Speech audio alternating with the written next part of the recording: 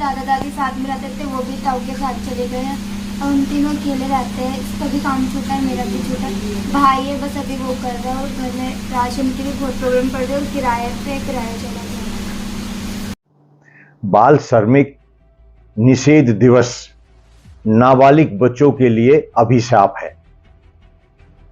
12 जून को समस्त संसार में बाल श्रमिक निषेध दिवस मनाया जाता है, जिसका उद्देश्य होता है बाल श्रमिकों के हक अधिकारों को सुनिश्चित करना और जो इस कानून का उल्लंघन कर रहा है, जो बाल श्रमिकों को नौकरी दे रहा है, काम पर रख रहा है, उनके खिलाफ कार्रवाई करना।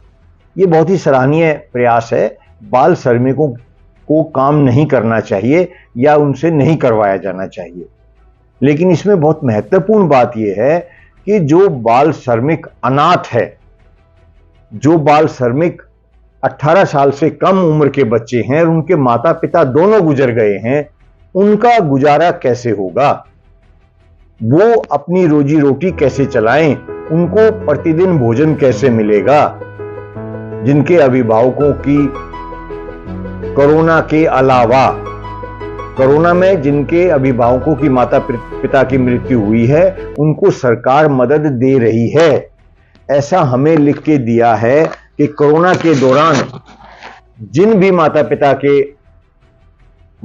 का देहांत हुआ, उनको पेंशन दी जाएगी, चाहे वो कोरोना से हुआ चाहे बगैर कोरोना के हुआ। लेकिन हमारे पास ऐसा भी कई विषय हैं जिनमें कोरोना के दौरान मृत्यु हुई, उनकी घर पे इलाज नहीं मिला, अस्पताल में घर पे मृत्यु हुई, अस्पताल ले गए, वहीं पर उनका अंतिम संस्कार कर दिया गया और उस पर लिख दिया गया सस्पेक्टेड, मतलब उसमें कोरोना जो है वो डिक्लेयर नहीं किया गया। ऐसे बच्चों के मैं बहुत दिन से प्रयास कर रहा था, तो 3 महीने के लिए 2-2 हजार रुपए तो आरंभ किए। उस वक्त काफी मैं सभी बच्चों को लेके गया, अलीपुर भी गया, बाल न्यायालय में भी गया और बाल अधिकार आयोग में भी गया। तो 3-3 महीने के लिए चालू कर दी पेंशन और फिर उसकी बंद कर दी। उनकी मृत्यु कोरोना के दौरान ही हुई थी। तो ये 2 विषय अलग अलग हैं। एक उन बच्चों का जो नाबालिग हैं और माता पिता का देहांत हो गया है, उनका गुजारा कैसे होगा।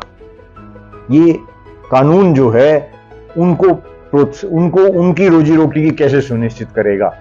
इसमें बहुत महत्वपूर्ण बात यह है कि सरकार को ऐसे बच्चों के लिए पेंशन योजना, आर्थिक सहायता योजना आरंभ करनी चाहिए।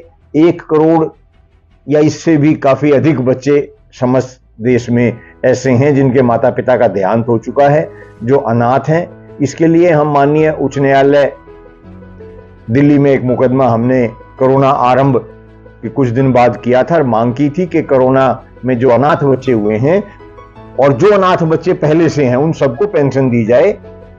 लेकिन माननीय उच्च न्यायालय ने हमारी बात नहीं मानी, अस्वीकार कर दी और मुकदमा खत्म कर दिया। लेकिन उसके कुछ महीने के बाद उन्हीं माननीय उच्च न्यायालय मुख्य न्यायाधीश के द्वारा